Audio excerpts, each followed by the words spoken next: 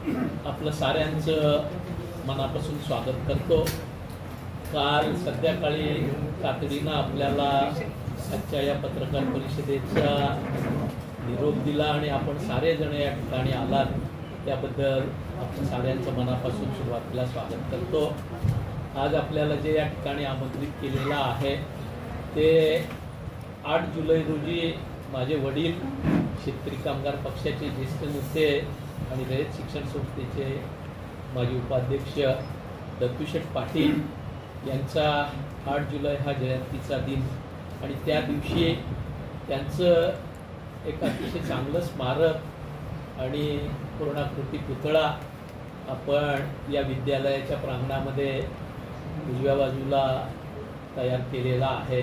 त्या स्मारकाचं उद्घाटन आणि पुतळ्याचं अनावरण सोहळा 8 जुलैला 11 वाजता या ठिकाणी आदरणीय शरद पवार साहेब अध्यक्ष रयत शिक्षण संस्था यांच्या हस्ते आपण आयोजित केलेला आहे।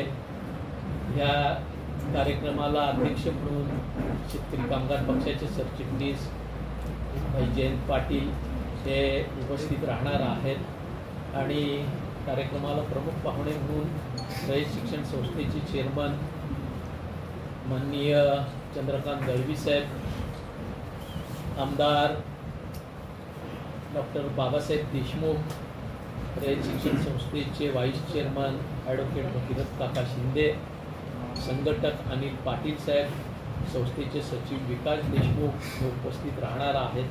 त्याचसोबत विधान परिषदेचे सदस्य किशोर दराडे हे या ठिकाणी उपस्थित राहणार आहेत।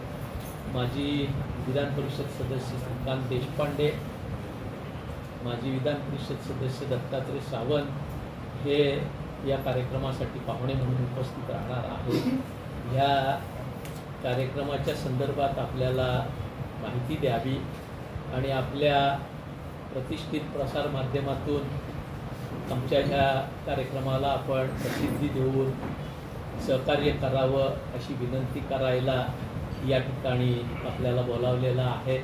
आपण सर्वजण या ठिकाणी आलात, आपलं मनापासून स्वागत करतो आणि आपण निश्चितपणाने या कार्यक्रमाला प्रसिद्धी देऊन आम्हाला सहकार्य कराल असा विश्वास या ठिकाणी व्यक्त। हा कार्यक्रम त्यांच्या आयुष्यामध्ये प्रचंड माणसांची आसक्ती होती, व्यसन होतं म्हटलं तरी चालेल माणसांचं।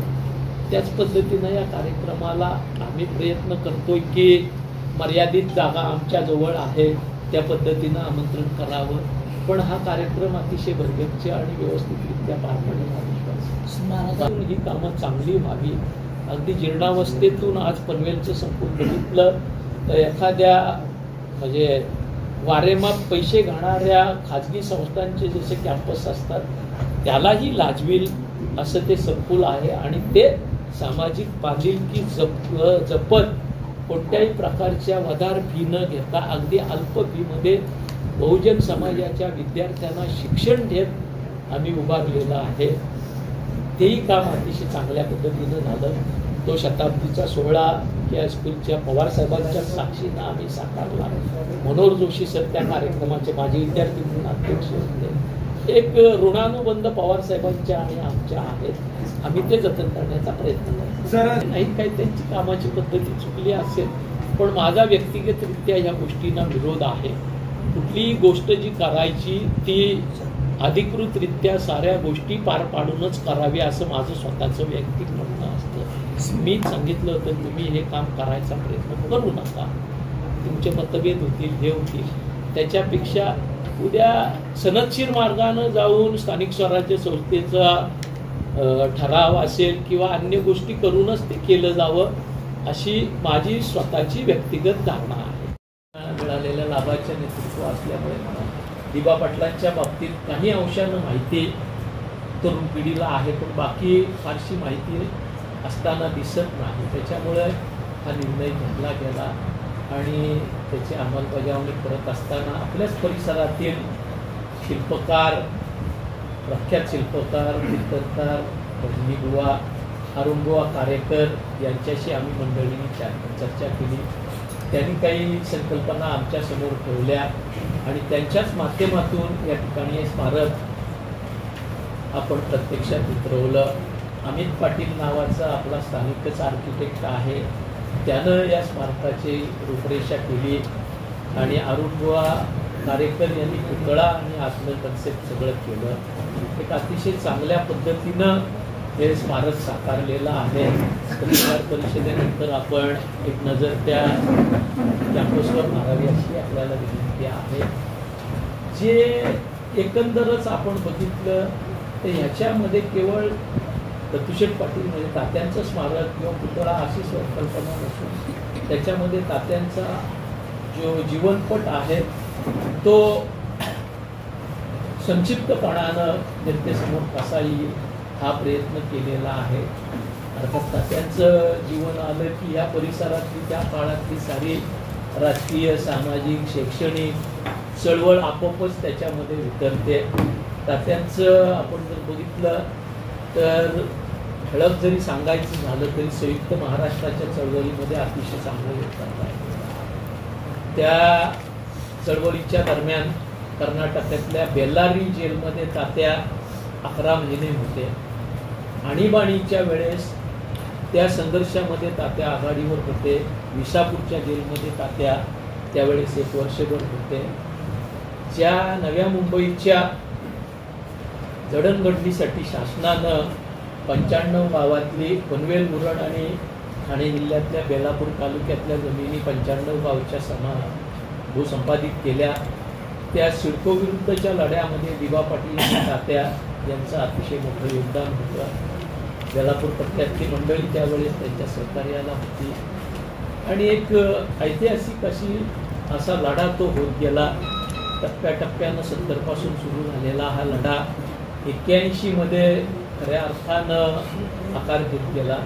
81ला त्या ठिकाणी प्रचंड दडपशाही SRPची आणि शासनाची झाली. शेकडो लोकांना लाठीमार झाल्या, अटका झाल्या. तदनंतर या लढ्याची तीव्रता आणखी वाढवून 84 पर्यंत हा लढा परमोच्च सीमेला गेला. शेतकरी कामगार पक्षाच्या माध्यमातून दिवा पाटील, दत्तूशेठ पाटील, जनार्दन भगत, सुह वाजेकर, त्यावेळचे त्यांचे समकालीन सारे नेते यांच्या नेतृत्वाखाली हा लढला गेला. त्याच्यामध्ये नवीन पिढीचे विवेक पाटील असतील, रामशेठ ठाकूर असतील, प्रेम म्हात्रे असतील यांनी देखील त्यांचे योगदान दिलं. पनवेलचे शेतकरी कामगार पक्षातले शहरातले शिलेदार, त्या ठिकाणी फारुखशेठ भट्टी, मामुदशेठ मस्ते, शशिकांत कांठळे ह्या मंडळींनी योगदान दिलं. अशा एकंदर तो लढा साकारत गेला आणि 84 मध्ये त्या लढ्यामध्ये दास्तान फाट्याला 5 शेतकरी हुतात्मे. त्या शेतकऱ्यांच्या हुतात्म्यातून आणि लढ्यातून नव्या मुंबईच्या एकंदर शेतकऱ्यांना 12.5% लाभ मिळाला, जे की कुणाच्याही जाणीवही नव्हतं. फक्त लढ्याचं नेतृत्व करणारे दिवा पाटील, दत्तूशेठ पाटील आणि ठराविक लोकांना याची संकल्पना माहिती होती आणि नंतर हा लढा इतका पराकोटीला गेला. त्या काळात शरद पवार साहेब हे विरोधी पक्षनेते होते. त्यांनी 84 मध्ये या लढ्याला दत्ता सामंत, शरद पवार साहेब यांनी खूप मोठं सहकार्य प्रकल्पात असताना केलेलं होतं. भारती पवार कोल्हापूरच्या होत्या, त्यांचं सहकार्य होतं. या साऱ्यातून जो ऐतिहासिक असा निर्णय झाला 12.5% विकसित जमीन परत देण्याचा, त्याच्यामुळे आज प्रकल्पग्रस्त सुस्थितीत असताना आपल्याला दिसत आहे की आणि या लढ्यापासून तदनंतर ही साऱ्या ह्या उपक्रमांमध्ये तात्या अतिशय सक्रियपणाने सहभागी होते. तात्यांचा स्वभाव हा पहिल्यापासून अतिशय स्पष्ट, बोलणं देखील परखड किंवा स्पष्ट असायचं. कार्यकर्त्यांवर जीवापाड प्रेम करणारे तात्या हे व्यक्ती होते आणि दिवा पाटील साहेब हे सरचिटणीस या नात्यानं किंवा मंडळ आयोगाच्या नात्यानं देशभर, राज्यभर दौरे करत असताना, विरोधी पक्ष म्हणून दौरे करत असताना खऱ्या अर्थानं तात्या, जनार्दन भगत या मंडळींनी शेतकरी कामगार पक्षाची दैनंदिन नेटवर्कचं काम त्या काळात सांभाळलेलं होतं. विवेक पाटील साहेबांनी त्या आल्यानंतर विवेक पाटील असतील, DR पाटील असतील, केशव ठाकूर असतील यांनी ती जबाबदारी स्वीकारलेली होती. पण प्रत्यक्ष कामकाजात मात्र तात्या सातत्यानं कार्यरत राहायचे. शेतकरी कामगार पक्षाच्या माध्यमातून 78, 85 आणि 90 अशा 3 वेळेला या पनवेल विधानसभा मतदारसंघाचं प्रतिनिधित्व करण्याची संधी तात्यांना मिळाली. रयतच्या ह्या शाळा त्यांची प्रगती व्हावी, कॉलेजेसची प्रगती व्हावी म्हणून अतिशय चांगलं जागल्याचं काम तात्यांनी सातत्यानं केले. हुंडा कॉलेजच्या परवानगीचा किस्सा मी स्वतः बरोबर होतो म्हणून मुद्दाम सांगतोय. एकंदर आपण जर बघितलं तर समाजाची मेमरी अतिशय शॉर्ट आहे. ह्या परिसरामध्ये किंवा मागच्या कालखंडामध्ये कोणी काय योगदान दिलं, काय केलं याची माहिती अलीकडच्या तरुण पिढीला फारशी होताना दिसत नाही. आज आपला परिसर आपण बघितला तर 80% जनता ही मायग्रेटेड आहे, स्थलांतरित आहे. याच्यातलेही 50% लोक महाराष्ट्राबाहेरचे आहेत. त्याच्यामुळे या परिसरासाठी ज्यांचं अतिशय मोलाचं असं योगदान आहे अशा मंडळींच्या बाबतीतही आपण बघितलं तर तरुणाईला किंवा जनरलच नागरिकांना फारशी माहिती आहे असं दिसत नाही. आणि या साऱ्या परिस्थितीमध्ये आपल्या पूर्वसुरींची शेतकरी कामगार पक्ष असेल, रयत शिक्षण संस्था असेल किंवा या परिसरामध्ये अतिशय भरीव योगदान करणाऱ्या मंडळींची माहिती पुढच्या पिढ्यांनाही असावी. त्यांचं समाजाप्रती असणारं योगदान, त्यांचं कर्तृत्व माहिती व्हावं या दृष्टिकोनातून माझ्या काही सहकार्यांनी विनंती केली की आपण अशा पद्धतीचा उपक्रम केला पाहिजे. आणि तदनंतर आम्ही मंडळींनी या ठिकाणी निर्णय घेतला की तात्यांचं स्मारक या ठिकाणी व्हावं. तात्यांचं योगदान शेतकरी कामगार पक्षाच्या एकंदरच पनवेल उरण रायगड जिल्ह्याच्या याच्यामध्ये अतिशय भरीव राहिलेला आहे. 1960च्या दशकामध्ये दिवा पाटील, दत्तूशेठ पाटील, जनार्दन भगत, गुटराम शेठ, वाघेकर शेठ, रघुनाथ शेठ, दापोलकर, अनंता शेठ भुईर अशी मंडळी, पळसपैचे विठूशेठ गवंडी, किरकोनचे कृद जोशी या साऱ्या मंडळींनी मिळून रयत शिक्षण संस्थेचं वटवृक्ष या परिसरामध्ये आणण्याचं काम केलं. या परिसरामध्ये विविध माध्यमिक शाळांच्या सोबतच पनवेल कॉलेज असेल, हुंडा कॉलेजच्या उभारणीचं काम या ठिकाणी दिवा पाटील, दत्तूशेठ पाटील यांच्या नेतृत्वाखाली त्या काळच्या शेतकरी कामगार पक्षाच्या कार्यकर्त्यांनी केलं. आणि खऱ्या अर्थानं या परिसराला शिक्षणाची गंगा आणून दिली. तत्पूर्वी पनवेलमध्ये फक्त विखे हायस्कूल हेच एक शिक्षणाचं साधन होतं आणि जिल्हा परिषदेच्या शाळा 4थीपर्यंतच्या गावागावामध्ये जिथं होत्या तेच साधन होतं. पण ह्या साऱ्याची कल्पना आज आपण बघितली तर फारशी नवीन पिढीला, शाळेमध्ये शिक्षण घेणाऱ्या विद्यार्थ्यांनाही नाही अशी परिस्थिती आहे. पालक वर्गाला असणं तर दूरच राहिलं. आणि म्हणून मग हे करत असताना माझ्या सहकार्यांनी चर्चा केल्यानंतर आम्ही मंडळींनी अनेक बैठका घेतल्या.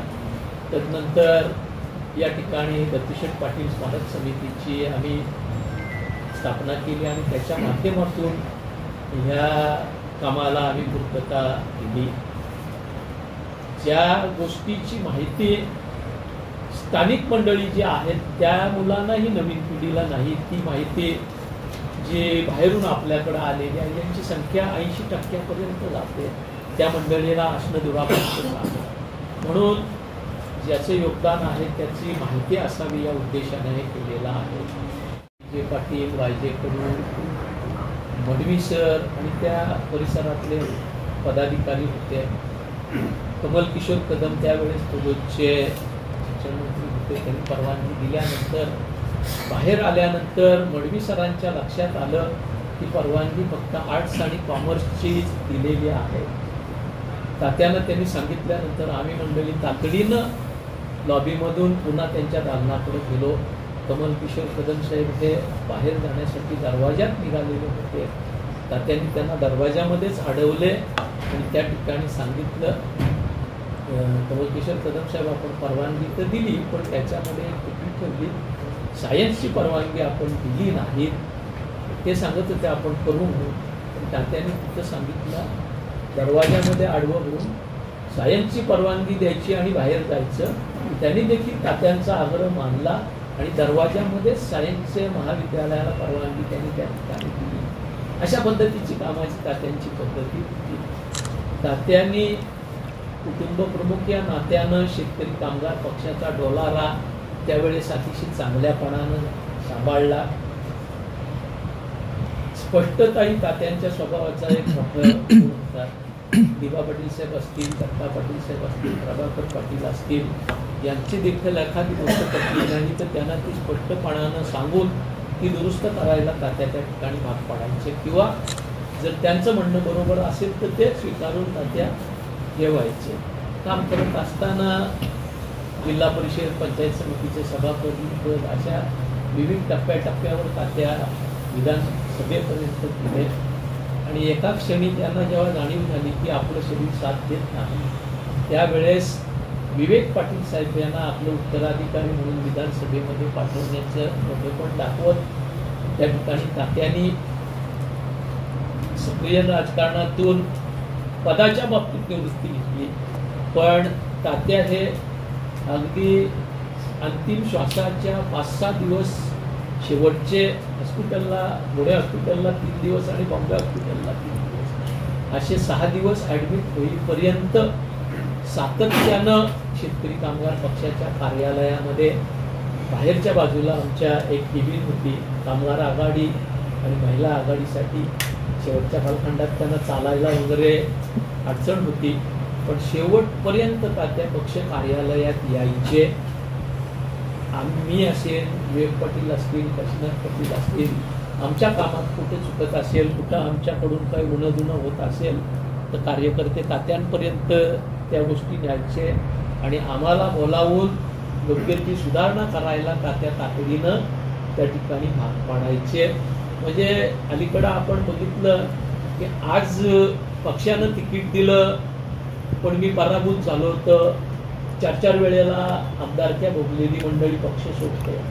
आयुष्यभर घरामध्ये मंत्रीपद, आमदारकी असलेली मंडळी निवडणुकीचं तिकीट पक्षाने दिल्यानंतर पराभूत झाले तरी पक्ष सोडताना दिसतात. पण तात्या स्वतः आमदारकीचा त्याग करून शेवटपर्यंत पक्षाच्या कामकाजात सहभागी होत होते. हे मोठे साक्षीदार त्या गोष्टीचे आहेत. तर माधवराव हे अगदी 16व्या वर्षापासून शेका पक्षाच्या कामकाजात सक्रिय असणारं व्यक्तिमत्व आहे.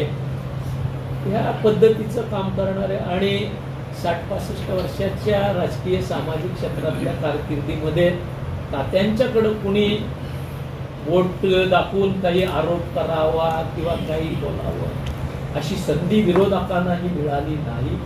अतिशय पारदर्शक, अतिशय समृद्ध आणि संपन्न असं सार्वजनिक आणि खाजगी आयुष्य तात्यांनी या ठिकाणी व्यतीत केलं. तात्यांच्या आयुष्याचं वैशिष्ट्य सांगायचं झालं तर तात्यांच्या अंत्यविधीचा सोहळा हा अतिशय नेत्रदीपक आणि कोणालाही हेवा वाटावा असा होता. हजारोच्या संख्येनं लोक रिग लावून त्या ठिकाणी अंत्यदर्शनाला होती. तदनंतरचे 13 दिवस सांत्वनासाठी आम्हाला भेटायला येणाऱ्या लोकांची संख्याही दररोज हजाराच्या आकड्यात असायची. जे उत्तर कार्य तात्यांचं झालं तेही हजारो लोकांच्या उपस्थितीमध्ये झालं. म्हणजे माणसाला केवळ सत्ता असली तरच प्रेम मिळतं हा जो समज आज रूढ झालेला आहे. सत्तेच्या पलीकडे जाऊन एक व्यक्तिमत्व म्हणून तात्यांनी प्रेम मिळवलं. तात्यांचं काम हे केवळ राजकीय शैक्षणिक क्षेत्रात मर्यादित राहिलं नाही. हरिभक्त परायण वैकुंठवासी सावळाराम महाराज यांच्या साथीनं तात्यांनी आगरी समाज धर्मशाळा पंढरपूर आणि आळंदीसाठी मोठं योगदान दिलं. संप्रदायाच्या क्षेत्रातल्या मोठ्या मोठ्या मंडळींची त्यांचा अतिशय सुरोबा होता, घरोबा होता. तुळशीरामबुवा दीक्षित असतील, मनोहरबुवा पोद्दार असतील, स्वामीबुवा असतील, शिवरामबुवा वरळीकर असतील, नामदेवबुवा काटाळेकर असतील, हरिभाऊ रिंगे असतील, त्या काळातले मोठे मोठे संप्रदायातली भजनी आणि कीर्तनकार मंडळी असेल किंवा लोककलाकार क्षेत्रातली मोठी मंडळी असेल, शाहीर साबळे असतील, विठ्ठल उमप असतील, बालकराम वर्धेकर असतील, त्याच्यानंतर अगदी अण्णाभाऊ साठे विठेंपासून तात्यांचे अतिशय दृढ संबंध होते. कला, क्रीडा, सांस्कृतिक क्षेत्रामध्ये अतिशय मोठं योगदान तात्यांचं होतं आणि संपन्न समृद्ध आयुष्य तात्या जगले. त्यांची अशी आसक्ती किंवा इच्छा वगैरे प्रकार कधीही राहिला नाही. अति समाधानानं तात्या जगले. तात्यांच्या आयुष्याचा एक पैलू सांगायचा तर डॉक्टर गिरीश गुणेंचा उल्लेख मला करावा लागेल. जवळपास 30-32 वर्ष अगदी मुलाच्या प्रेमानं त्यांनी तात्यांच्या आरोग्याची काळजी घेतली आणि तात्यांना शेवटपर्यंत ऍक्टिव्ह ठेवण्यात, फिट ठेवण्यात त्यांनी मदत केली. माणसांचा प्रचंड संग्रह, वकील मंडळी असतील, डॉक्टर्स असतील, आर्किटेक्ट, इंजिनियर्स असतील, व्यापारी असतील, ह्या साऱ्यांचीच तात्यांची अतिशय चांगली गती होती. काही मंडळींचं शेतकरी कामगार पक्षाबरोबर सख्य नसायचं, पण तात्यांच्या बरोबर मात्र त्यांचं अतिव